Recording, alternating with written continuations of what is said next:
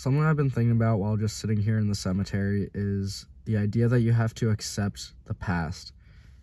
So this is pretty relevant when it comes to dealing with depression, or at least self-manufactured depression. I'm not talking about like chemical imbalances in your brain. I'm more or less talking about, people sum it up to like depression is obsessing over the past and anxiety is more or less worrying about the future.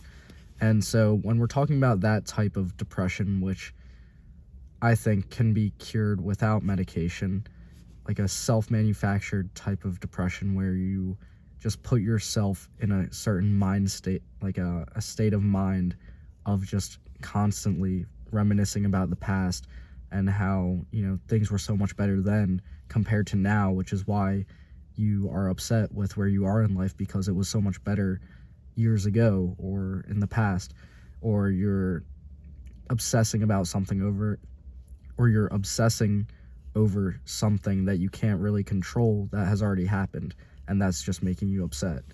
So that type of depression is something that I think is hard for people to move on from, especially in an obsessive state of mind where you're constantly thinking about the past. It can be hard to break out of that, and then sometimes you can go overboard and then just like go to the opposite side of the scale and then give yourself some self-manufactured anxiety because you're, instead of worrying about the past, now you're so worried about the future that you have to have everything in place to make sure you solidify a perfect life for yourself in the future, and it goes on and on. But when it comes to dealing with the past, it's something that you kind of just have to accept. And I was just thinking about this on the drive over here. It's just like, I can't change the fact that some of these important people in my life are no longer here.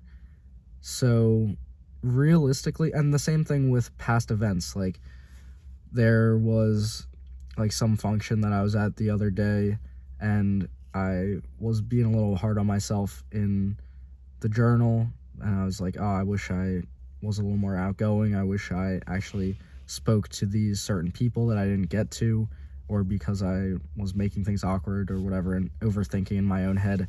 But that those things happen, and it's good to analyze your behavior in the past in order to formulate game plans for the future, in order to arrive with solutions to the problems in your life, like I talked about in my other recent videos about journaling.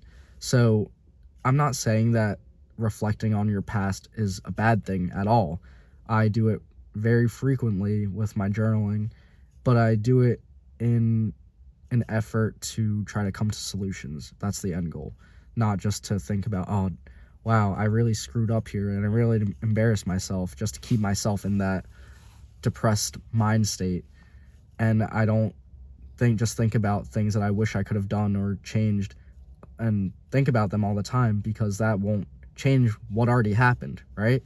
So the only things that I can do is learn from those mistakes, learn from those lessons that I've learned from the past, I guess, and use that embarrassment, use that, I don't know what the other word that I'm looking for that is, but just use that trauma. Is that a good word? I don't know. What's like a lighter form of trauma? I don't know. Just use that kind of experience to learn from it, and you can apply that to your future, right? Because if you think about the past and then you always obsess over it, what you could have done, but then you never, in your future interactions with other people or in your future encounters or future experiences, you never apply those takeaways that you had from the past into the future, then things are never going to change. And that's why, looking at the past is valuable, because it can give you some actionable tasks and things to focus on in the future. But you can't obsess over things that are out of your control and that have already happened. And I think that's where people get into that self-manufactured depression state. And I think it's just something that can be controlled.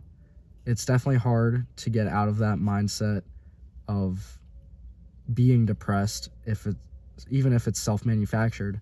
But as cheesy as it is, like saying, oh, just be positive or anything like that, I don't think that really helps people just to say just be positive, unless they wrap their heads around and they have been through scenarios enough to understand the value and the meaning of that phrase of like just be positive. Because just saying that to somebody who doesn't fully understand it just sounds like a load of crap to them, because they're just like, oh, how it's so easy to just say just be positive. But when you kind of like think about the rationale behind it and where it comes from and how negative beliefs never will serve you really, then you have to let these people come around to it, and then eventually, after getting out of the depressive mind state and then returning back to like a normal or positive mindset, then they'll kind of understand that the value in the phrase of like just be positive, right? But yeah, that's kind of like the main message is there are some things that you just can't control. There are some things like the past that any action that you make will never change what happened in the past. So unless you're the person writing the history books and you're rewriting history or something like that in your favor. But that's the idea, is the only thing you can control is your actions today, and then that will form and shape the reality of your future. So that's going to be the video for today. Thanks for watching. I'll see you next time. Remember to stay on target.